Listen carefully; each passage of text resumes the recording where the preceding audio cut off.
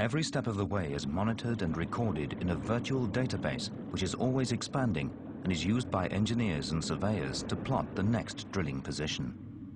Back on land, the team can enter the cave, an amazing 3D undersea simulation. By virtually passing over the seabeds in the gas find, they can locate the most promising parts of the deposit. From the cave, Jens Grimsgaard can plot the drill's movement. With a joystick, I can also fly in this world by just using it, this tip here, and using my movements of my hand to steer myself through this reservoir.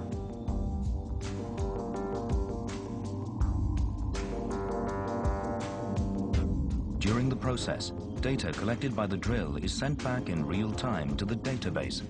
The computer then generates images which put the team right in the gas deposit.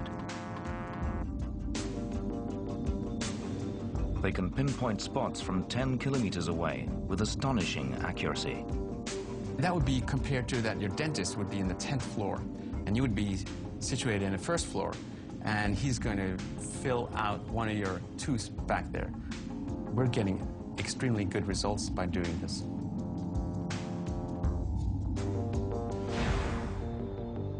The template gets its power from the land through a 125-kilometer long control cable called an umbilical. This cable carries huge amounts of electricity, enough to power 20,000 homes. Combined in the umbilical cable are tubes carrying hydraulic fluid, fiber optics, and electrical cables. The welds on these tubes have to be as strong as the welds on the pipeline.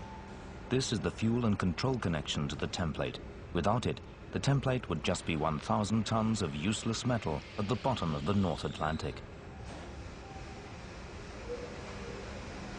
Because the cable is so long, it's built in a factory on the dock, and as it's made, it's fed onto a giant spool on the deck of the Scandi Neptune. Once the entire cable is spooled up, it heads out to the Ormen Lange gas field to connect the control room to the 4 underwater templates. But now the engineers have to prepare the seabed.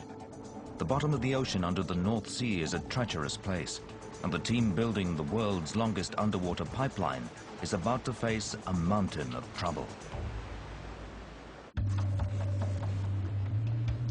8,000 years ago, 2 pieces of Norway, each about 300 square kilometers, slid into the sea, causing a mega tsunami. The landslide, known in Norwegian as the Storegga, created a huge shelf in the ocean's topography. The Ormen Lange gas field is on the edge of the Storegga, locked inside the huge depression left behind by the slide. This underwater disaster created a mountainous seabed with peaks that rise between 25 and 55 meters. The biggest concern for Hydro is how to get the pipeline up the Storegga slide face, a whopping 300 meters. Underwater surveys reveal a rugged and fractured seabed, but any unstable sediment has long ago disappeared. The rock is more than stable enough, and it would take a new ice age to dismantle it again. But the study has made the engineers more aware of the seabed and the pathway they'll need to clear for the pipeline that will connect the underwater gas rig to the land. First, they need to build a 3D model of the sea floor and find the easiest route. To do this, they create a virtual reality program.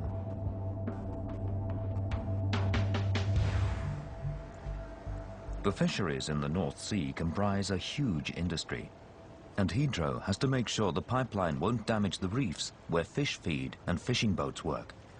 But the concern isn't just the environmental impact at sea, but also on shore, where one of the largest gas plants in Norway is being built. The land connection they've chosen is the small island of Gossen and the tiny community of Nyhamna. The destiny of this quiet community will be forever altered now that it's been designated the landing area and processing plant for the Ormen Lange gas project. What was once a remote corner of Norway will be transformed into a bustling industrial center. Here, raw gas from the Ormen Lange gas field will be converted into usable fuel. But to do this, More than 2 million cubic meters of rock must be carved from the island and over 30,000 tons of steel brought in. Almost overnight, this small village becomes the busiest construction site in Norway. Over 2,200 workers are on the job site each day to keep the huge gas plant rising from the rocky coastline. There's a canteen to feed 1,000 people in a sitting. Each night, the workers retire to the hotel, which will provide 1 million guest nights over the course of the project. But once the processing plant is up and running, it will be removed. Three-dimensional models of the plant have already been built, and the engineers can virtually walk through it before and during construction. Every bolt and I-beam of steel is pre-visualized. Because of the volatile gas, the specifications have to be executed perfectly.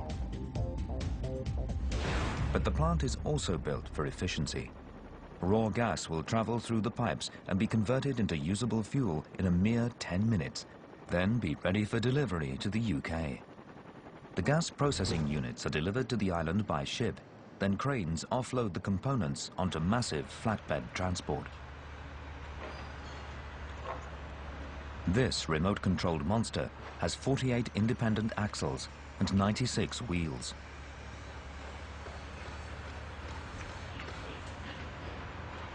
It expertly shuttles the thousands of components needed to build the plant.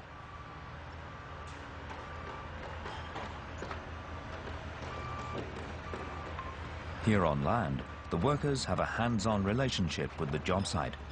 But offshore, workers have downed wrenches in favor of joysticks. The underwater work is done using ROVs, everything from pipeline to heavy lifting. So a lot of different ROVs are required, and a lot of people to operate them.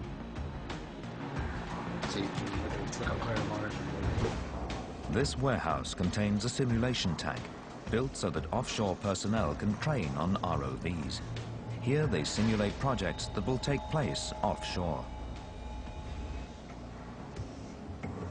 It takes special tactile skills to maneuver a crane arm from 1,000 meters away.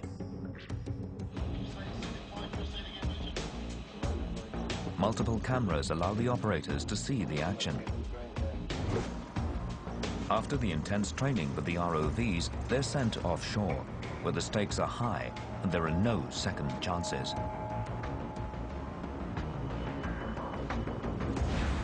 This is the Pipeline End Termination Unit, or PLET. It's a big machine with one simple task: to connect the underwater template, or gas well, to the Ormen Lange pipeline. But this is harder than it sounds. The 35-meter long, 30-meter wide, and 350-ton device is lowered 1,000 meters to the sea floor. Once there, engineers assemble its components. Called modules, these components make the crucial connection between the template and the pipeline that feeds gas to Nyhamna. All the connections at this depth are made with remote-operated vehicles.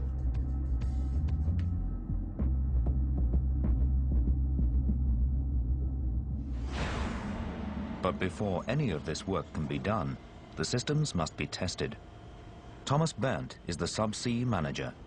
We are testing and testing and testing here, and when we leave this hole, we are 100% sure that this connection will be tight when we come offshore.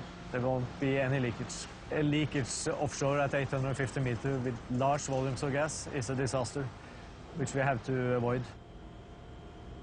They practice lowering the modules and testing the connections, which will handle 70 million cubic meters of gas each day. They train with an exact replica of the one that's on the seafloor.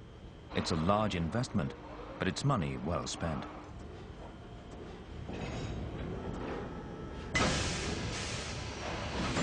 Surrounding the connection module is a steel cage that protects it from any stray objects that could drop off the drill ships and fishing trawlers.